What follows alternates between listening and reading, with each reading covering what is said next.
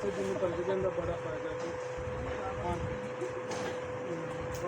ਕਹਿੰਦੇ ਮੈਂ ਤੁਹਾਨੂੰ ਦਿਖਾਣਾ ਕੀ ਕਮਾਲ ਆ ਇਸ ਤਰ੍ਹਾਂ ਲੋਕ ਆਪਣੀ ਤਸਵੀਰਾਂ ਭੇਜਦੇ ਨੇ ਜਿਹਦੇ ਆਪਣੇ ਮਸਲੇ ਹੱਲ ਕਰਦੇ ਨੇ। ਅੱਲਾ ਪਾਕ ਸ਼ਿਫਾ ਦੇ ਮੇਰਾ ਕੋਈ ਕਮਾਲ ਤੁਹਾਡੀ ਕਿੰਨੇ ਦੀ ਕਰੀਮ ਹੈ 5-5 6 ਰੁਪਏ ਜਮਾ ਕਰ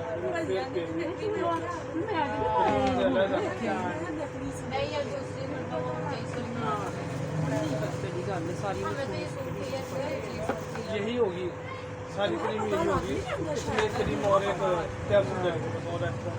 क्रीम भी डबल हो जाएगी और रिजल्ट भी और अच्छा हो जाएगा। ये तो हम पिछले शादी हुई थी इतना प्यारा सोना रंग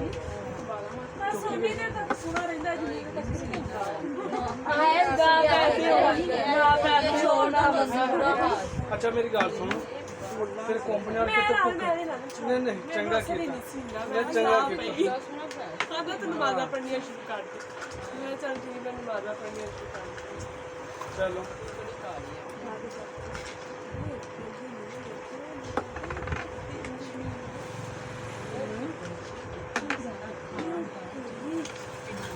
अच्छा मैंने यह गल दस ਤੁਹਾਡੀਆਂ ਸਾਰੇ ਰਿਸ਼ਤੇਦਾਰ ਨੇ ਗੋਨੇ ਚਿੱਟੇ ਹੋ ਗਏ ਨਹੀਂ ਨਹੀਂ ਵੀ ਦੱਸ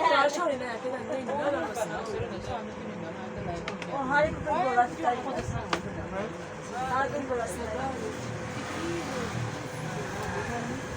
600 ਦੀ ਵੱਡੀ ਗੱਡੀ ਜਾਂਦੀ ਹੈ। ਹਾਂ 700 इसमें तो पूरा चिट्टा कर ये निरा ले रहा है काम वाली हो गया 3 महीना 1.5 महीना ਹਾਂ ਉਹ ਕਿਹਦੀ ਕੰਮ ज़्यादा दिन हो गए उन्हें घर बनाया सी ना ਉਹਦੀ ਵਜ੍ਹਾ ਤੋਂ ਰਾਤੀ ਮੈਂ ਸਮਾਨ ਲਿਆਂਦਾ ਫਿਰ ਮੈਂ ਉੱਥੇ ਲੱਗਾ ਰਿਹਾ ਸਮਾਨ ਇਨਸ਼ਾਅੱਲਾ ਖੋਲਾਂਗਾ ਉਹ ਲੱਗੇ ਉਹਦੇ ਮੈਂ ਦੱਸਿਆ उधर ही दो फाड़ी अपने घर ਘਰ ਬਣਾਇਆ ਸੀ ਨਾ ਨਵਾਂ ਸੀ ਮਿਸਤਰੀ ਸਾਡੀ ਮਜ਼ਦੂਰ ਫਿਰ ਇਸ ਤਰ੍ਹਾਂ ले लो ਹਾਂ ਟਾਈਮ ਨਹੀਂ ਲੱਗਦਾ हमारे अंदर चला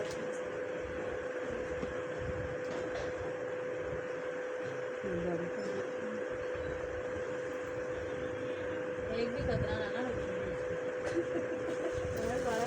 ਤੂੰ ਘਰ ਲੈ ਆਇਆ ਤੇ ਨਾਲ ਕੇ ਪਾਣੀ ਤੇ ਪਾ ਲਈ ਘਰ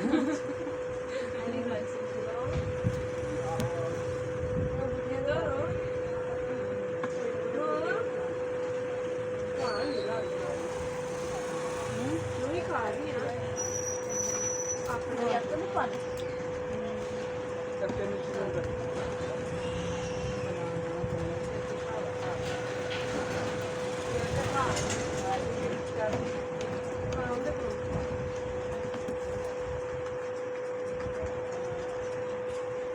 हम कली ने लानी है कि और भी तेरे नाल कोई लाएगा 5 जनिया कली ने किन्ने मेरे 50 नहीं नहीं नहीं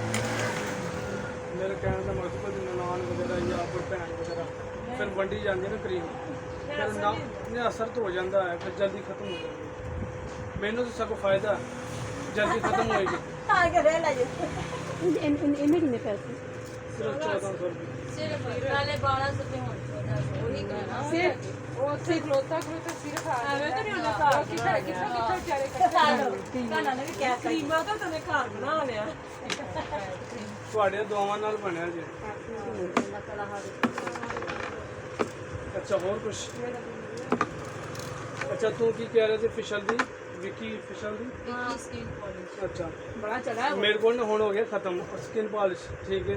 ਉਹ ਕਦੀ ਮੂਡ ਬਣੇ ਨਾ 2700 ਰੁਪਏ ਦਾ ਬਣੇਗਾ ਸੈਟ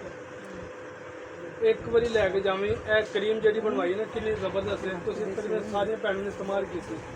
ਇਸ ਤਰ੍ਹਾਂ ਹੀ ਰਿਜ਼ਲਟ ਵੀ ਸਾਰਿਆਂ ਨੂੰ ਵਾਸਵਾਦੀ ਆਇਆ ਅੱਛਾ ਉਹ ਕੈਮਰਾ ਕੁਛ ਅੱਛਾ ਹੈ